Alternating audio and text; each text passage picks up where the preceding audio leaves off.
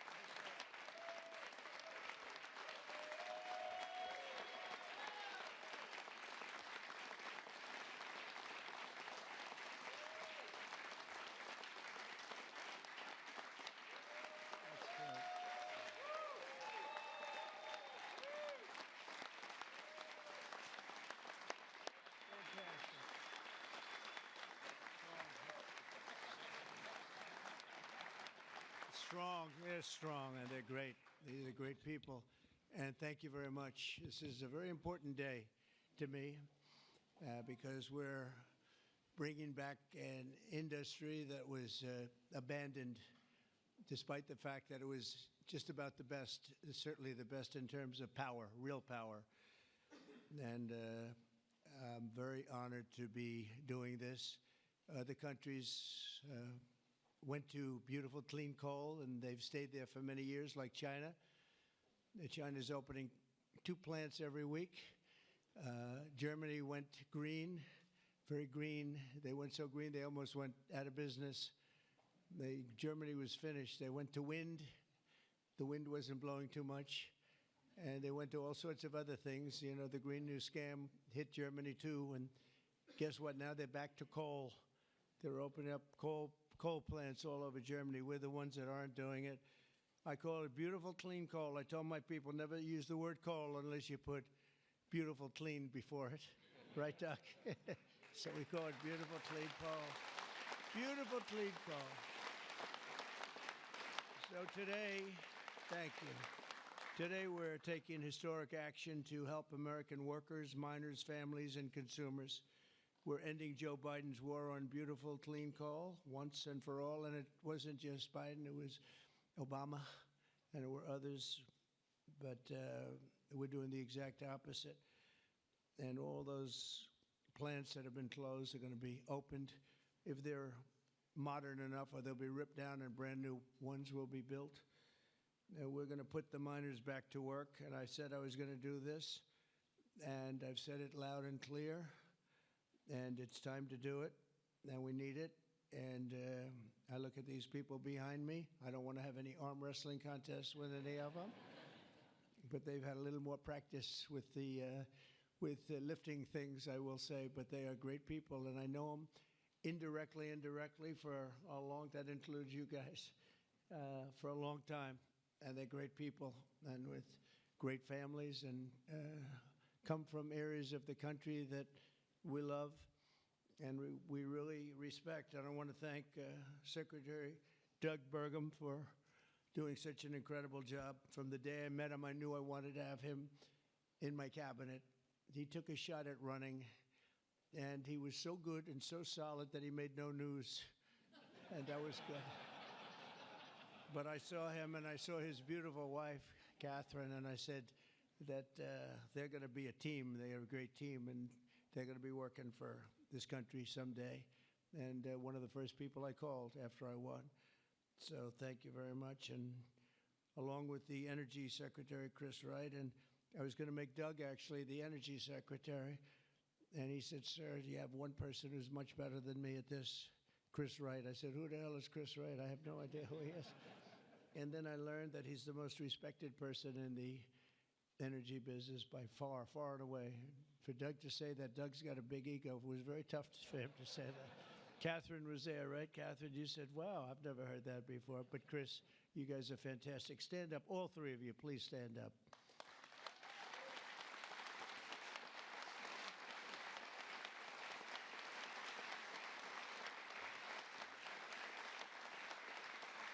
right.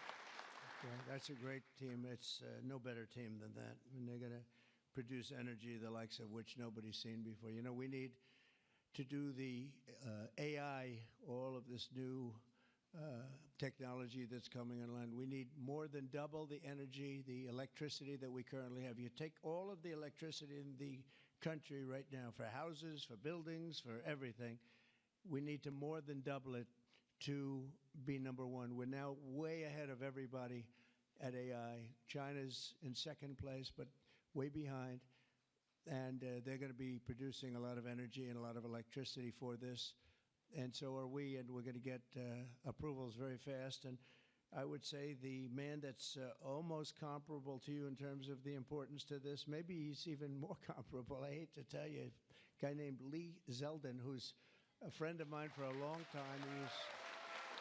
He was a great...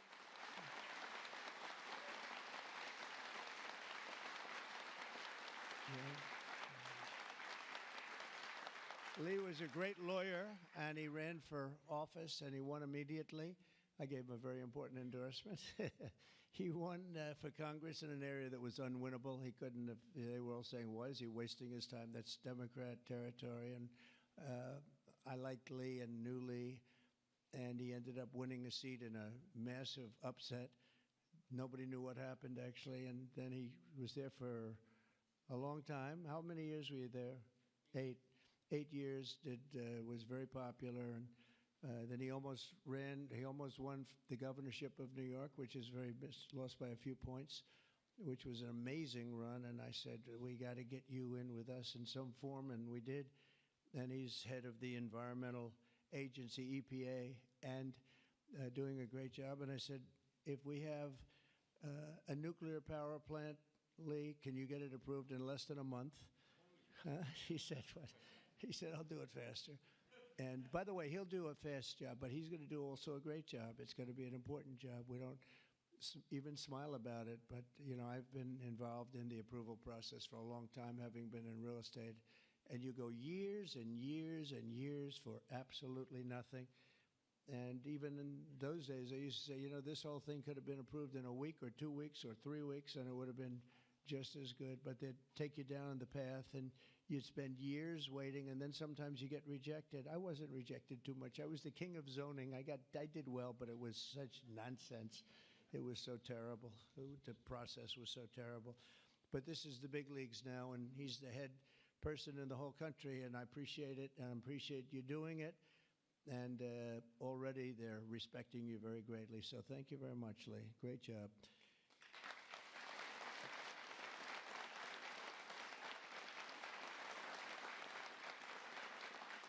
So we have a lot of senators and congressmen and women, and I'm going to just introduce the ones that I see here because, you know, it's always a problem when I do this because I leave 1 or 2 out, and that's the end. I never get their vote again. I never get their vote. It takes years to recover, but we'll give it a shot because Senator John Barrasso, who's my friend and a great gentleman. Thank you very much, John, for being here. Thank you, John. Cynthia Lummis, fantastic woman who believes like I do, and she believes like I do in these people, right? She believes in them maybe even more than I do. That's pretty good from day one. Thank you, Cynthia. You're doing a fantastic job. Kevin Kramer, my friend. Where is Kevin? Because Kevin, I think he was here because he had a problem, and I just will pay my respects. He wanted to be here so badly, but he had a difficult problem that he's working through, and we all love Kevin. John Hoeven. John, thank you very much. Thank you very much. Go ahead. Steve Daines. Thank you, Steve.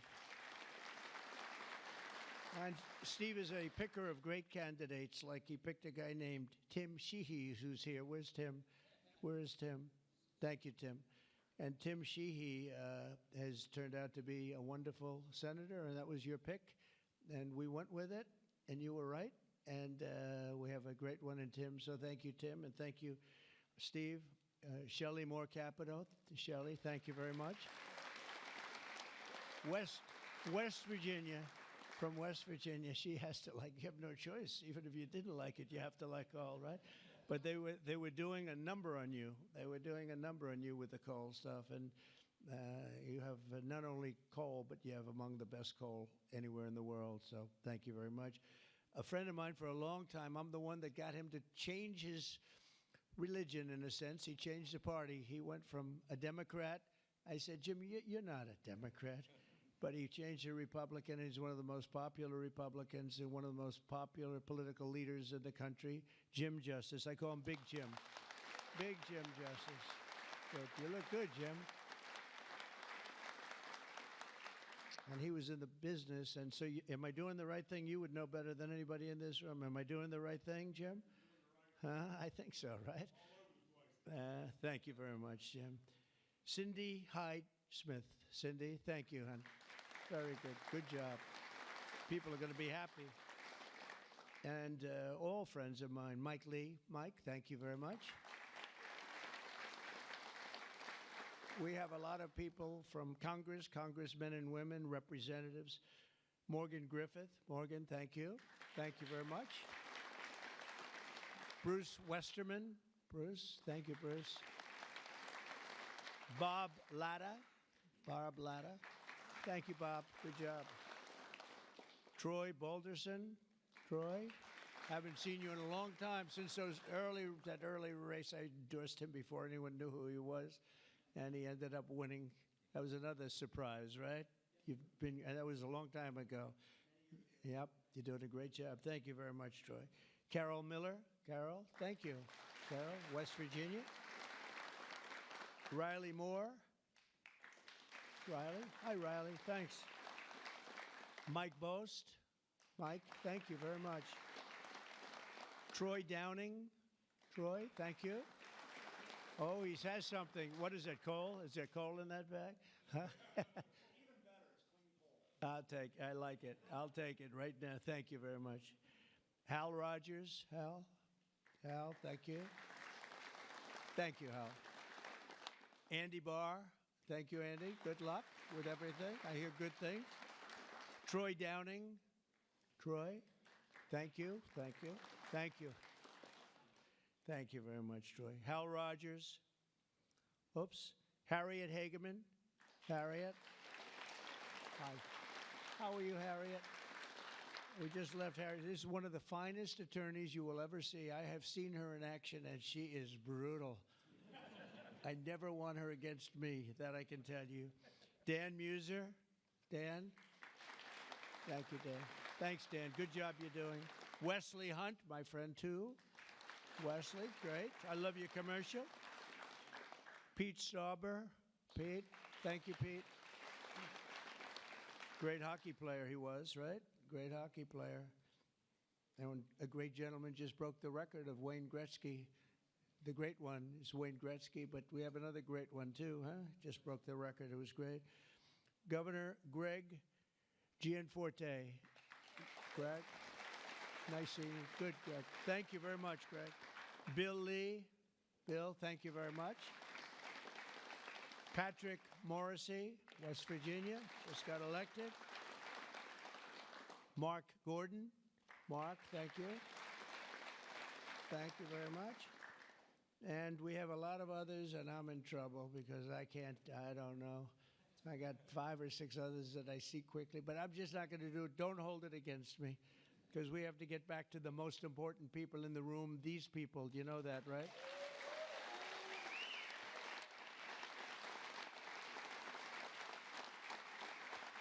So the energy workers and the coal miners in the area that I'm standing on, and that's a lot of weight on this platform, so I don't know what's going to happen. I hope it's structurally designed for you guys. I don't know. But we have just really well-deserving, great American patriots, and it's such an honor to be here and making such a big move, such a bold move in energy. Because, you know, for years, people would just bemoan this industry and decimate the industry for absolutely no reason, because with modern technology and all of the other things that we do, it's one of the great forms of energy. That's why other countries, leading countries, are using it, some exclusively. For 4 long years, Joe Biden and congressional Democrats tried to abolish the American coal industry. They did everything in their power while he was awake, which wasn't much, shutting down dozens of coal plants, banning coal leases on federal lands, and putting thousands and thousands of coal miners out of work, destroying their lives, actually, destroying their lives. I'll never forget when I went to West Virginia, which I won by 48 points, I think, right? Big Jim, I won by 48 points. But in the first campaign where Hillary Clinton was about 4 states too early, and she was talking about how bad coal was and how they were going to teach coal miners how to make widgets and gadgets and technology, which they didn't want to do. They want to mine. One thing I learned about the coal miners, that's what they want to do. You could give them a penthouse on Fifth Avenue and a different kind of a job, and they'd be unhappy. They want to mine coal. That's what they love to do. And she was going to put them in a high-tech industry where you make little cell phones and things. I don't know. Do you think he'd be good at that? I don't know. I would be. You don't want to be. And she was brutal about 3 weeks before, but then she had a problem. She went to West Virginia looking for votes, and that was a bad situation. You remember that? And there was a coal miner around the table with his family, and he was in tears because of what they had done to him and his family. And I hope he's still around, but that man made quite an impression on the world and the public. And we ended up winning in a great election, but we ended up winning by a lot.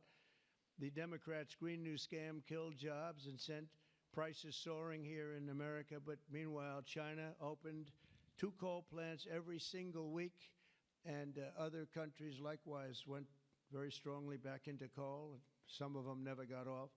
Those are the ones that didn't have the problems. The Biden energy policy was to put America last. We want to be last. We got to be last. Not a good policy. Under my administration, we're putting America first. It's very simple. America's always going to be first. On my first day in office, I terminated the Green New Scam.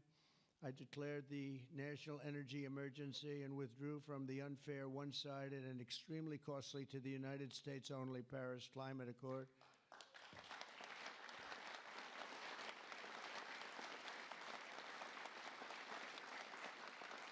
You know, under the Paris Climate Accord, we had a terrible situation. We would have paid over $1 trillion. Think of it, over $1 trillion. And Russia was paying almost nothing. Russia had a 1992 standard. China was paying nothing. China didn't kick in until 2035. This was 5 years ago. So they didn't kick in for many years. India had no standard whatsoever. But we had the highest standard you could imagine, and we had to start paying from day one, and we had to pay lots of money. We paid for everything. So I was not a big fan of the Paris Accord, and I let it be known, and I got out of it early. Then they went back into it, and now we get back out of it. And hopefully we can be there for a long time, okay? A long time, because it was a scam to take money away from the United States and actually hurt us very badly with coal and with other things. Now, under the executive order that I will sign in a few moments, we're slashing unnecessary regulations that targeted the beautiful clean coal. We will rapidly expedite leases for coal mining on federal lands, and these 2 gentlemen are going to do a real job of it. You've already started. And we'll streamline permitting. We will end the government bias against coal, and we're going to unlock the sweeping authorities of Defense Production Act, the Defense Production Act, to turbocharge coal mining in America. They made it impossible. I know a friend of mine has a plant. He said, you know, it's a shame. I'm ripping it down and I'm replacing it with another form of energy. I won't tell you because it's also very good, but it's not as powerful as this. He said, you know, the plant I'm building, the new plant, is literally half as good. It's no less, you know, it's not probably even as good environmentally, but he said it produced half the power for more money, much more money. It'll never compete with that beautiful plant I have down the road, which was really a modernized coal plant. Well, he'll be happy to know that he can open that plant up very quickly, and it's going to produce a lot. But he was complaining. He said, this is so much better. He wasn't doing that as politicking me. He was doing that because That's what he felt. And he knew every form of energy. We talked about that. He knew every form of energy. But our government is going to do something that's very different. And I don't think even you two know about this. This was my idea from about 15 minutes before I got up here. We're going to guarantee that we have a strong business for many years to come, that your coal companies and your miners don't get all excited about their jobs, and then should a radical left liberal become president, they end the business right away, and somebody's built a plant and spent hundreds of millions of dollars in building a plant, and the plant is going to be closed because a Democrat got in or a liberal got in. They're opposed to coal, and Republicans are very much for it. Clean coal. And we're going to give a guarantee that the business will not be terminated by the ups and downs of the world of politics. So should somebody come in to this very important office and say, oh, well, you spent hundreds of millions of dollars and you guys have given up your life because you want to be in coal, and then all of a sudden you don't have a life anymore because it's what you know the best. That's not going to happen. We're going to give a guarantee that it's not going to happen, so that if somebody comes in, they cannot change it at a whim. They cannot just going to go. They're going to have to go through hell to close you up. All right, so that's pretty good. We're going to give that in the form of a guarantee that we're writing on right now structurally and from a legal standpoint. So your investments are going to also be protected.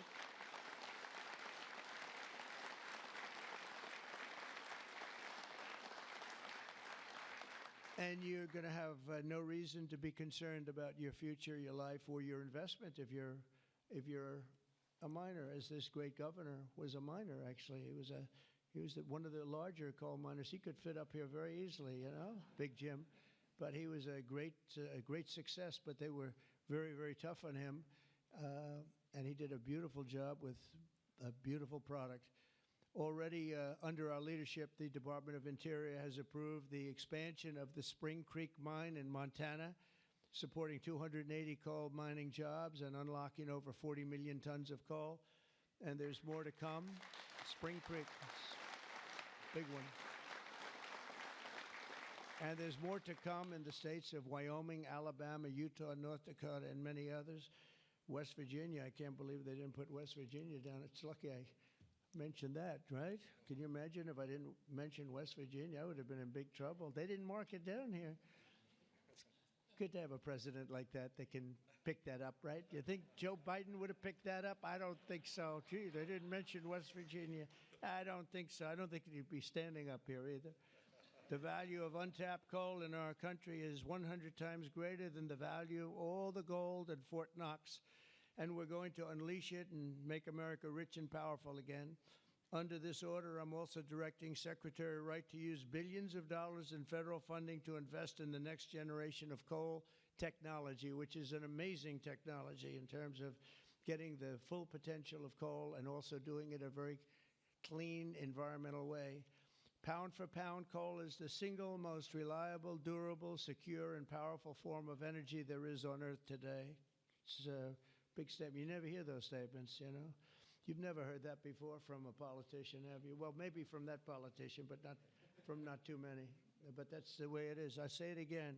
Pound for pound, coal is the single most reliable, durable, secure, and powerful form of energy. It's cheap, incredibly efficient, high density, and it's almost indestructible. You could drop a bomb on it, and it's going to be there for you to use the next day, which you can't say with any other form of energy. You're virtually indestructible.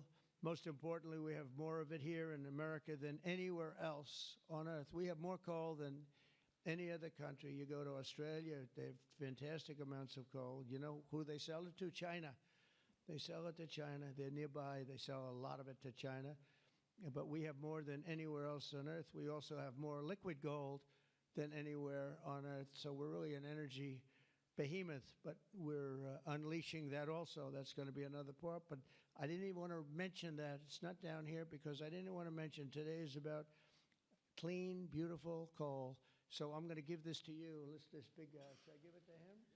Yeah. You take that. Thank you, Mr. President. right?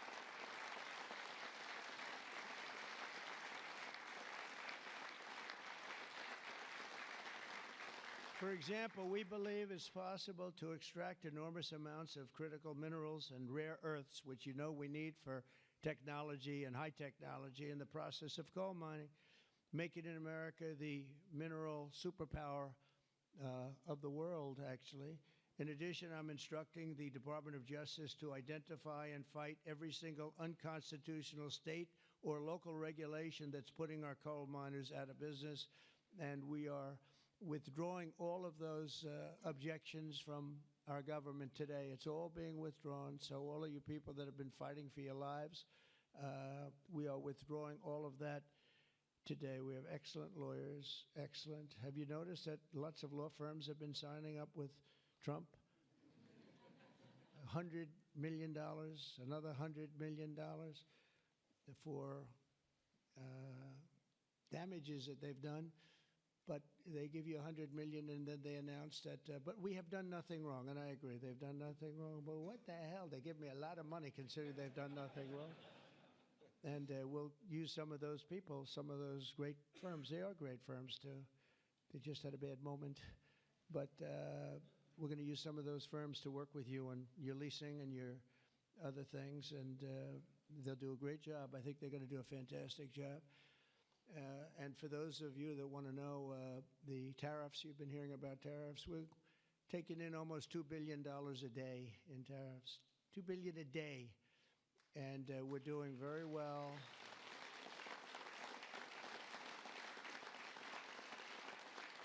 And we're doing very well in making, I call them tailored deals, not off the rack. These are tailored, highly tailored deals. Right now, Japan is flying here to make a deal. South Korea is flying here to make a deal, and others are flying here. I mean, my only problem is I'm not sure I have enough. We're going to have to use those great law firms, I think, to help us with that. But we're going to probably do that, actually. We're going to use them, and we're getting them for the right price because we need a lot of talent. We have a lot of countries coming in. They want to make deals. If I told them about making those deals 2 years ago or 3 years ago or 5 years ago, they'd be laughing at us. Now they're all signing up. Mike, you know that. So it's going to be a great thing. But we're think of that, $2 billion a day. That's a lot of money. That's a lot of money even in the coal business, isn't it? Huh? It's a lot of money. And America's going to be very rich again very soon. You're going to see that happening. You see it all along. And it's so that whole situation that, you know, it was somewhat explosive. But if we didn't do that, we wouldn't be talking the way we're talking right now. It's been amazing what's happened. Sometimes you have to mix it up a little bit, but we've had great consideration. We've had talks with many, many countries, over 70. They all want to come in. Our problem is can't see that many that fast. But we don't have to because, as you know, the tariffs are on, and the money is pouring in at a level that we've never seen before. And it's going to be great for us. It's going to be great for other countries. We've been ripped off and abused by countries for many years with the tariff situation. They've used tariffs against us. We didn't use tariffs against them or in any way. I mean, we just didn't use them of any monumental proportion. And so we are doing it now. We have tariffs on cars. We have tariffs on lumber, tariffs on steel and aluminum. Steel plants are going up because of it all over the country. We have 25% tariffs on steel and aluminum. And I think the steel workers like me even more than the coal miners like me. I'm pretty sure that that's true. We have, instead of having no steel business, I put them on originally in my first term. We wouldn't have had one steel mill in the United States if I didn't do that. And now we upped it, and we not only are we taking in a lot of money, but we're protecting our workers, our steel workers. We're protecting our steel industry. And one thing you know, that steel and things like steel you need because you need it from a defense standpoint. You need steel for your tanks and your planes and your everything. And certain industries you can get away with not having, but others you need, and steel is one you need. So I want to let you know that's in full force and effect. And literally as we speak, I spoke to executives in the steel industry over the last few days, and they're all coming in to build plants in the United States of America, because if you build them in the United States, you have no tariffs to pay. There are no tariffs to pay, zero. If you build them outside using outside labor and hurting our businesses, and you send your product in, you have to pay a price for that, and they will be having tariffs, as you know. It's an amazing thing. This has been something used against us for many years by other countries, China in particular, but others, not just China, others, and taken advantage of us, ripped us off, and left us for dead, frankly. And I believe if I didn't become your president, I believe that this country would have had problems like they've never had before, because it was serious damage in so many other ways, not only the border, where people came rushing into our country from prisons and jails and mental institutions, murderers, drug dealers, and some vicious, vicious criminals. 11,088 murderers came into our country. We have to get them out. We're getting them out. 11,088. Of that number, half committed murder on more than two people. And this is what they allowed into our country with their open border policy of lunacy. And we're taking care of that, just like we're taking care of you today. We're taking care of that. I want to thank Kristi Noem and Tom Homan for doing an unbelievable job. The whole thing is, the job they're doing is incredible. It's really an unforced error. It should have never happened, that we have to be spending such time and resources, Mr. Senator, right, on getting people out of our country that shouldn't be here. I mean, literally from mental institutions, insane asylums were opened up and emptied into our country. Prisons from all over the world, not just South America.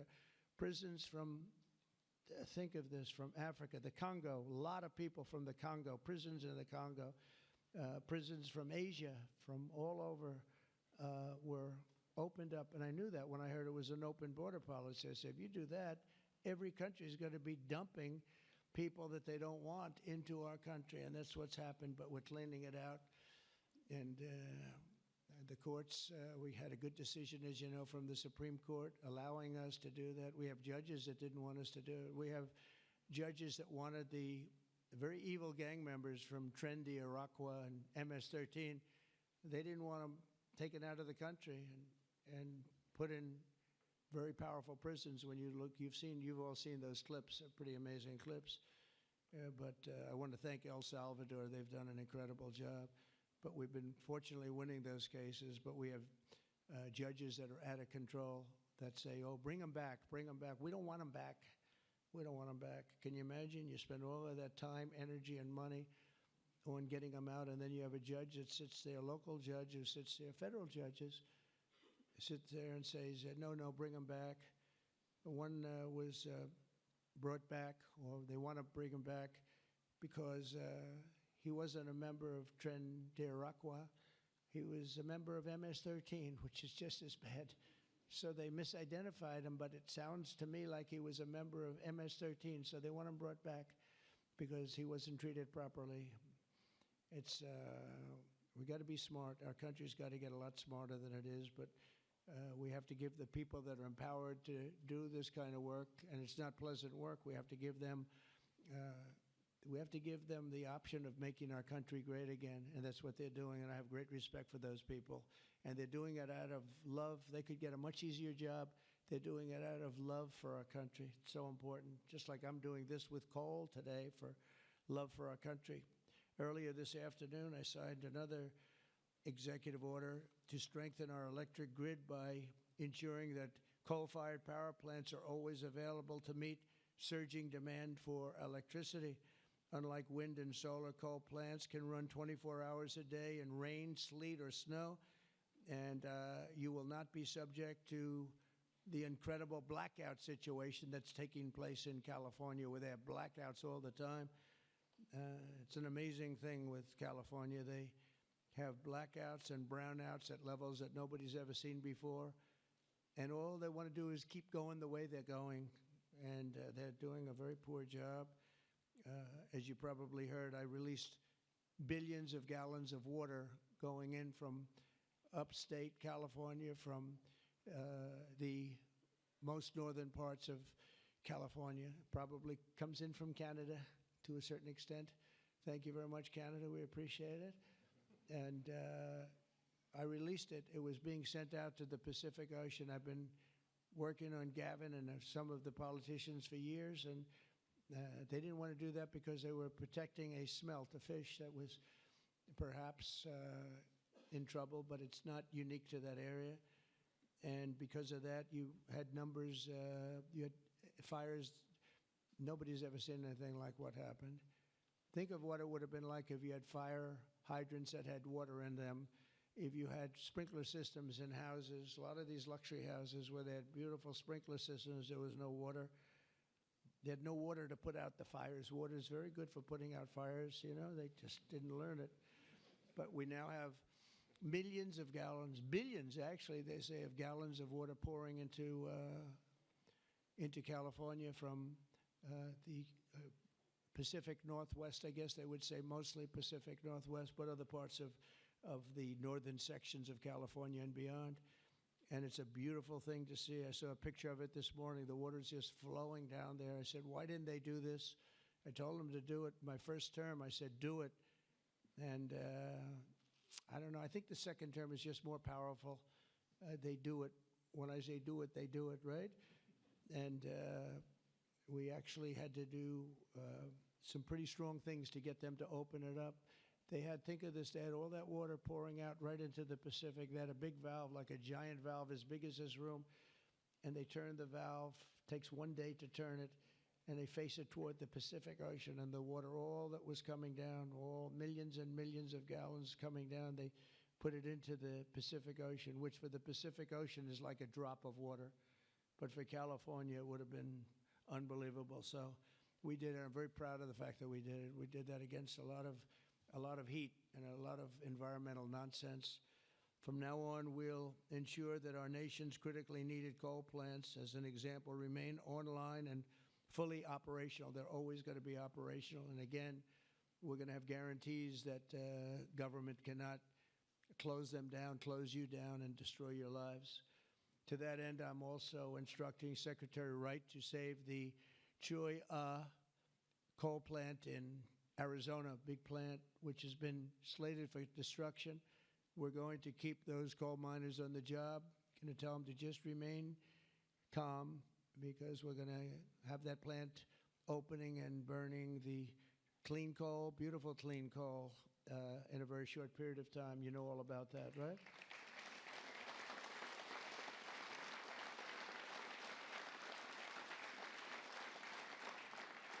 That's a big one. As part of our historic deregulatory efforts this afternoon, I'm also granting immediate relief to 47 companies operating 66 coal plants, very big ones all over the country, recusing and making them available for coal production almost in the immediate future. But we're going to be crushing Biden-era environmental restrictions.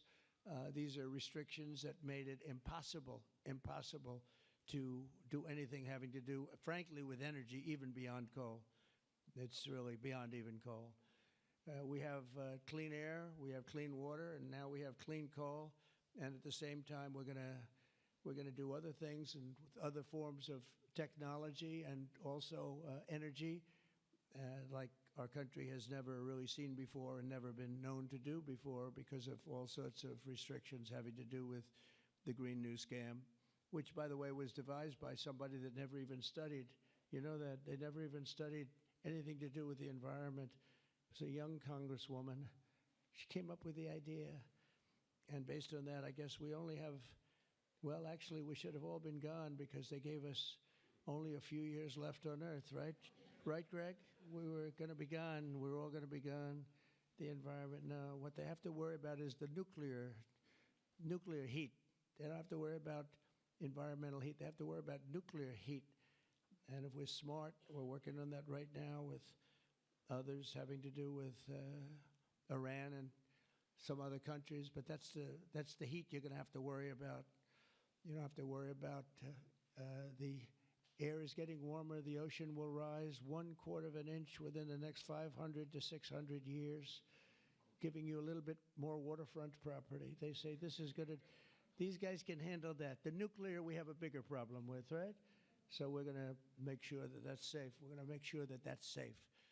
With us today are some of the amazing workers who will benefit from these policies, the policies that we're doing and so proud of doing, including Jeff Crow, a miner from West Virginia. Jeff, would you come up and say a few words? Jeff? Come on up here, Jeff.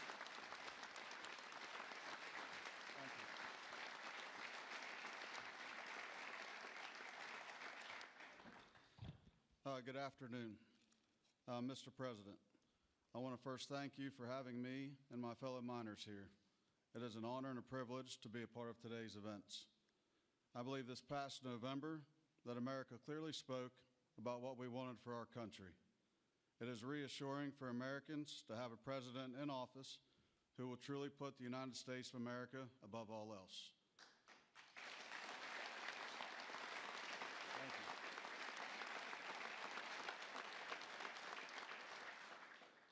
With putting America first, you have spoken numerous times about energy independence. I believe most don't understand the importance of that. Coal is one of the major factors in energy independence and accounts for a large portion of America's energy.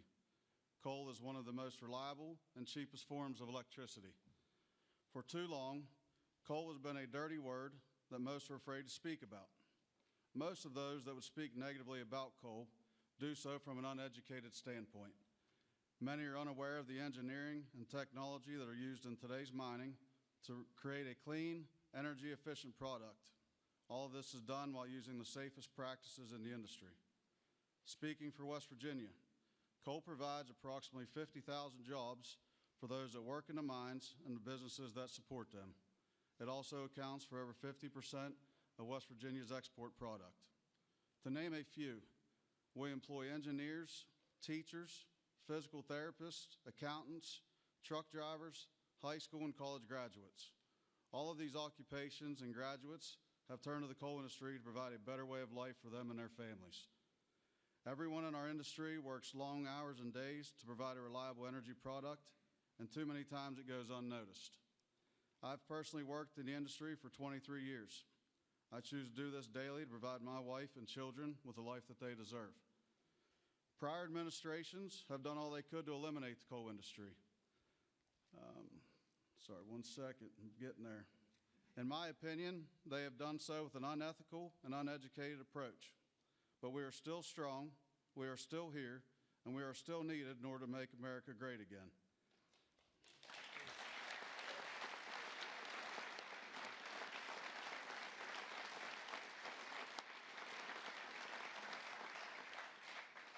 Having a president and an administration that understands the need and importance of coal is more than appreciated. It gives the industry a form of reassurance to know that we have a president in place that supports us. From my family to the over 3,000 employees of ACNR, and for the coal companies, miners, and businesses throughout our great country that rely on the coal industry, we say thank you for your continued support.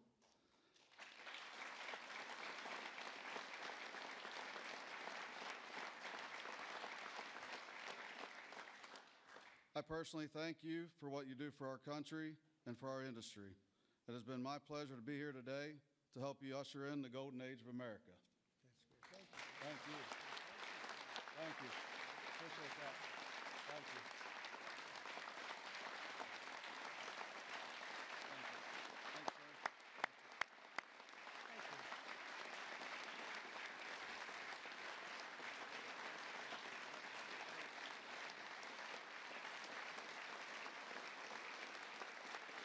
You did a good job. Let me have that speech. I want to have that. I had a couple of good lines in there when I came up. Now, actually, what I want to do, I'm going to sign it for you because I think, I mean, he worked hard. Look at it, and look how good his eyes must be to read that. I lost it once. And hopefully you can sell it tonight for a lot of money. Yes, sir. I'll keep that one.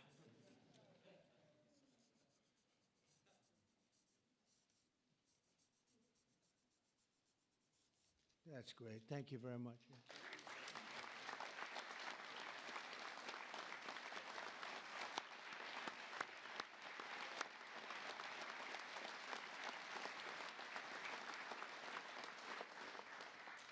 Thank you very much, Jeff. And also with us is Tony Campbell of the East Kentucky Power Cooperative. And Tony's quite a gentleman and very respected in the industry. Come on up, Tony. Thank you.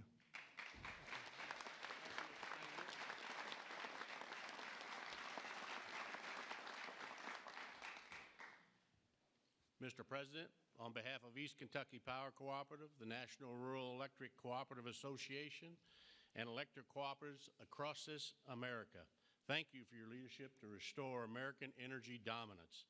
Electric co-ops keep the lights on for 42 million Americans across 56% of the land mass.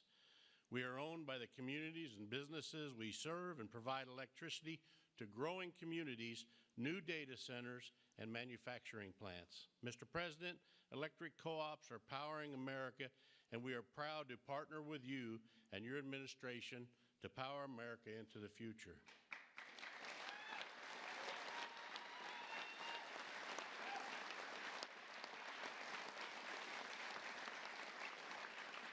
Our electric cooperatives in Kentucky understands the importance of reliable, affordable, and American-made energy, especially coal and natural gas. Coal fuels most of the electricity generated by our cooperative. America must keep coal plants open and running to ensure reliable electricity when we need it most. To meet growing demand over the next decade and ensure fuel security, America will need more always available electric generation power, such as coal. And we want to recognize the hardworking American men, women that support our mission. To all America's line workers, our coal miners, thank you for your dedicated service to our country.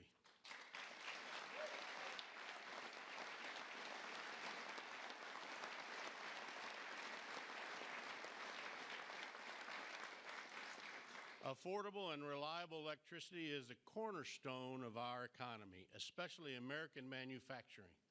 However, too many government leaders have pushed policies that have made our electric grid significantly less reliable and our energy too expensive. That begins to change now.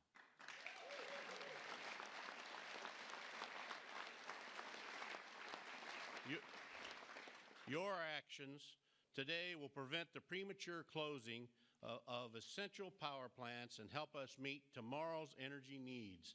And they will help us continue to deliver reliable, safe, and affordable electricity. Mr. President, thank you in particular for providing immediate, much-needed relief from the Biden EPA regulations that would force the shutdown of critical coal units.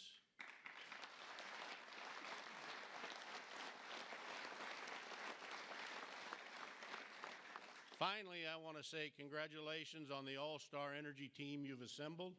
Electric co-ops have already been working with Secretaries Burgum, Wright, and Rollins, and Administrator Zeldin, and we are excited for all we can accomplish together. Mr. President, thank you again for your actions today and for your support for the electric cooperatives as we work to keep the lights on in America. Thank you, Mr. President.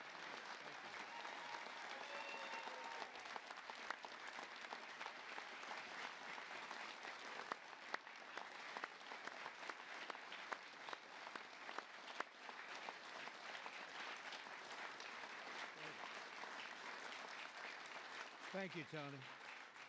Thank you very much, Tony. Appreciate it. Every day under the Trump administration, we will continue to lower costs for American families, create jobs for American workers, and very importantly, unlock unlimited amounts of affordable American energy, including, as I said, and I'll say for the last time, beautiful, clean coal. Our country is blessed.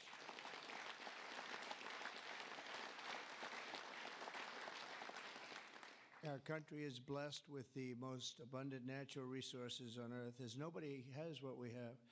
And we're going to use it, too. We're going to use it in a very responsible way. Together, we're going to tap that magnificent potential to give our people the glorious future that they deserve. better than they've ever had in the past. I mean, they had a good future. A little, if you look 20 years ago, they thought they had a good future, and it was ripped away from them, torn away from them with nonsense.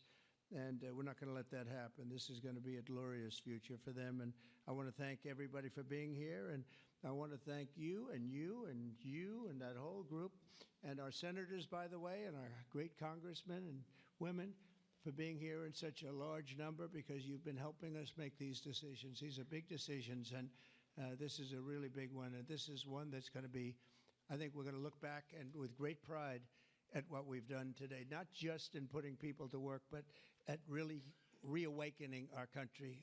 And thank you very much, and thank you all for being here. Thank you very much. Thank you very much.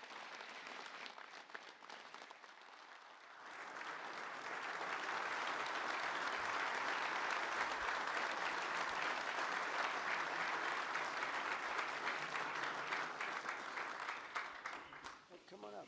Mr. President, Yes, who's first one? we have 4 items prepared for your signature this afternoon, sir.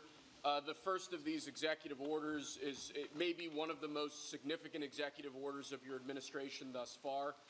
This directs all departments and agencies of the federal government to end all discriminatory policies against the coal industry. This ends the leasing moratorium that prevents new coal projects on federal land, and it's going to accelerate all permitting and funding for new coal projects to allow the coal industry to flourish under your leadership, sir. That's great. Thank you.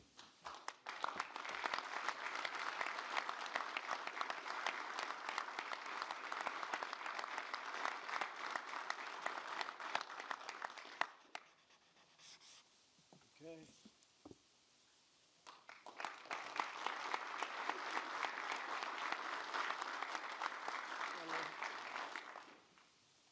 Sir, there are currently dozens of coal plants in America that are in imminent danger of being forced to close based on unscientific and unrealistic policies enacted by the Biden administration.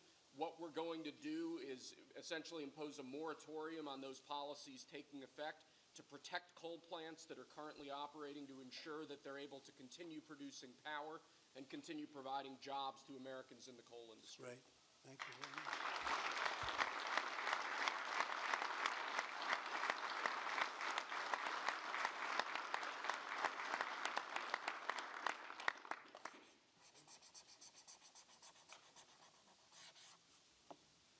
Okay.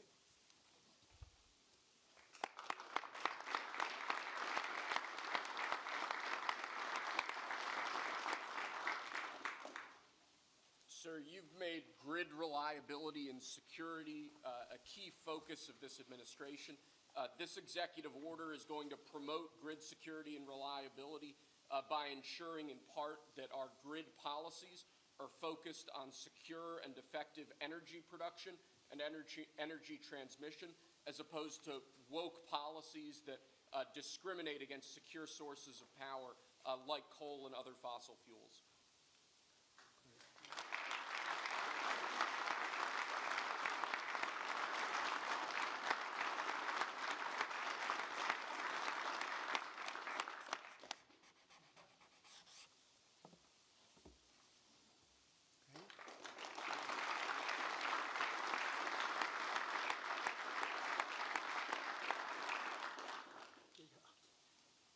Lastly, sir, one of the biggest problems we have in this space is Democrat states, radical leftist states, enacting policies and enacting an agenda that discriminates against coal, against secure sources of energy. Many of these policies are unconstitutional and illegal, and with this executive order, you're going to be instructing your Department of Justice to vigorously pursue and investigate these state policies that we believe are illegal or unconstitutional. Good. Thank you.